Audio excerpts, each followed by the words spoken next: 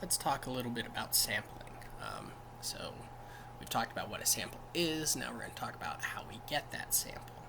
And this really, we're going to talk a little bit about the ethics and the drawbacks of different types of samples, and we'll kind of discuss that a little farther in this video. But starting with, let's think of the most basic type of sample, right? You're going to give an equal weight to every person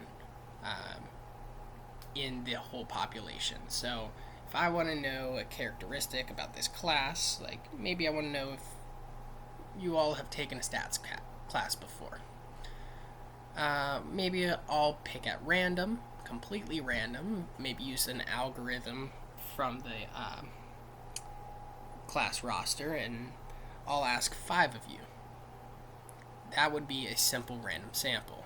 I'm not deciding, it's completely random, and all of you have an equal chance of being selected. Or I could do a stratified sample. So maybe I want to go think past this class. Maybe I want to ask how many people at UH have taken a stats course. So I could do a stratified sample where I don't want to accidentally ask only people who are in engineering. Maybe I want to make sure that I'm getting equal representation from each department. If I did a simple random sample, it's not probable, but it's possible that by chance every single person is in the same department. And that's not going to give me a very good idea, be a very representative sample of the population. And that's really what we want. So instead, I'm going to pick people at random from each group. Similar to that, it's actually very similar, can lead to some confusion, is the cluster sample. So here we're going to divide into groups and then randomly select some of those groups, all the members in that cluster as the sample. So their example here is if you randomly sample the 4 departments from your college population, the 4 departments make up the cluster sample. Another type here is systematic sampling.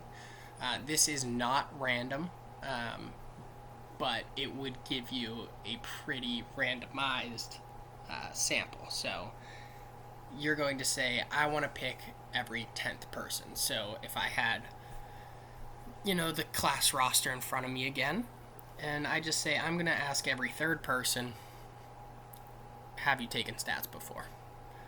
That would be a systematic sample. Convenience sampling is best way to describe this is if I asked each of you to conduct a survey of students, and the quickest one, whoever, when you're done, you're free to go. Every single one of you would go outside and ask the first people you saw. So you would get a like if we were in person, this is an in-person class, the sample that you get would be the people right around that building. If we're over by the engineering or the econ department, you're going to get a very specific type of sample. That's convenience sampling. You can also see that it comes with a lot of drawbacks, but it can be done very quickly. And last type of sampling is just kind of differentiating between with replacement and without replacement. So this is an important concept for probability, but it's also an important concept for sampling. Just basically, if I pick you, are you still eligible to be picked on the next selection? So if I'm random sampling the class and I want to pick 5 people, it means that I pick 1 out of 30, and then I pick 1 out of 30, and then I pick 1 out of 30, and I keep doing that. So basically, every time I pick you, I could possibly pick you again. Sampling without replacement would mean I randomly pick 1 out of 30, then 1 out of 29, then 1 out of 28, and if I call your name, I can't call your name again. So some of the errors, and I've talked about this a little bit, that can come up are really important to know, and they're more important for you to ask. What are the errors?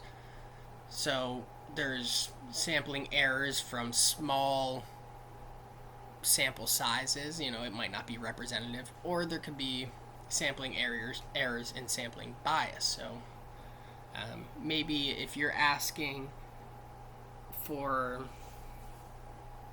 the number of people who've taken statistics at UH, and you're asking around the arts building, and they don't have to take statistics, well, you're going to have a systematic bias, right? It's not going to be representative of the entire school's population. That's a sampling bias. So these are the questions that you need to ask, and when you're looking at any study, any of those articles online,